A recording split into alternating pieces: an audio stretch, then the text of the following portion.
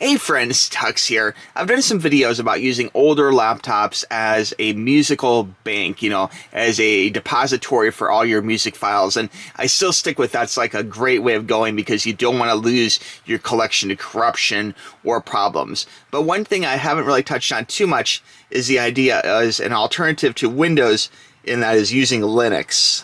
Now, if you ever dabbled with Linux before, there's a lot of different builds of it, that kind of thing. And what I recommend doing for trying, if you're just new to Linux or if you want to see if it really works for your music collection, would basically be just get a USB drive. You can buy these very easily. I'll have a link down below. And for me, I decided to go with Mint Linux for this particular example, okay? But there is a lot of different Linux builds you can use, but Mint is one which I think it works best for my particular music collection, okay? So I got it on a flash drive here, okay? And from this flash drive, you can actually install the whole Linux OS, or you can just run like a kind of a trial run, like a live demo where you can actually use it without actually reformatting your whole hard drive on the actual laptop. So you can kind of test the waters, if you will. But these are very simple. Pretty much you just plug it in through the USB drive. You find your drive on your computer, just give it a little plug, kind of jam it on in there. There we go. It's kind of hard to do one-handed.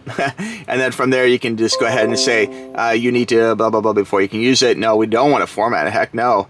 We got our Linux build on there. So there you go. You can also download Linux, quite frankly, from a lot of different sources. So it's up to you to decide how you want to, build your Linux or how you want to install it. But just know that there is a lot of different options for you. We definitely don't want to format. Heck no.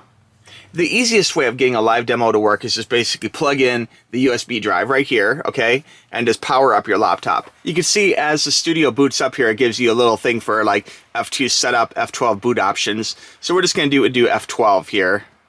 And then from here, you can decide what you're going to boot to. Let me adjust my camera here. There you go.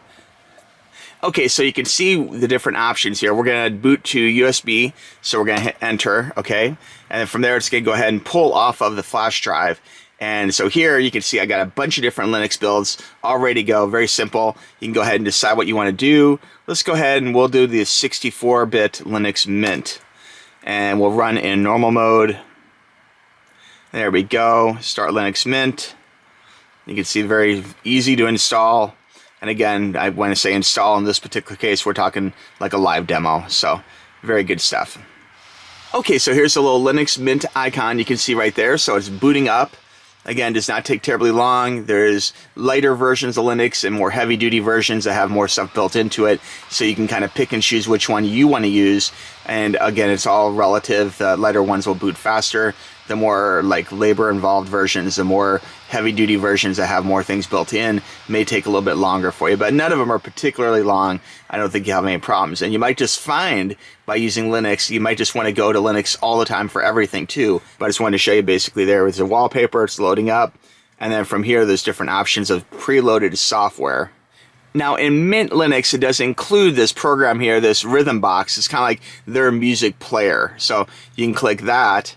And then from there, it can actually go to play music. And there is some actual adjustments you can do in this program too. Here, let me go ahead and pull this down just a little bit here. We'll move this down to the center. There we go.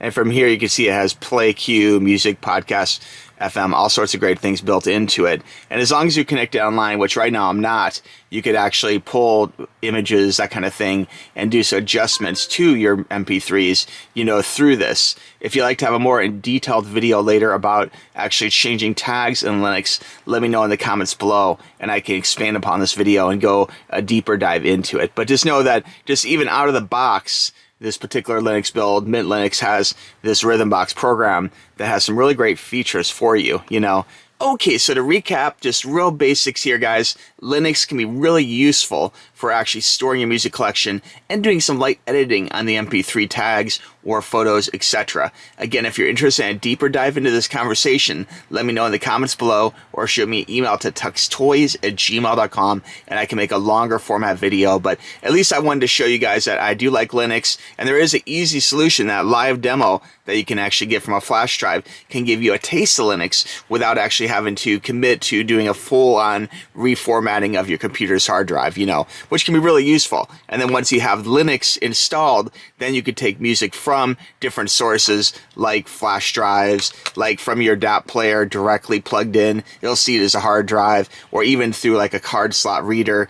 This particular laptop does have a plug to plug an actual card into, but if not, you can easily use an adapter like I've recommended in previous videos for actually transferring your music from, the flash drive to your computer itself. But all in all, very simple, guys. Again, any questions, let me know, okay? All right, friends, I hope that helps answer the question about what Linux would I use. The answer is Mint, but you really can't go too wrong with any of the builds. They all have different pros and cons, and a lot of them have the same, Linux built-in music functions, okay? All right, friends, we'll talk to you soon. Bye-bye.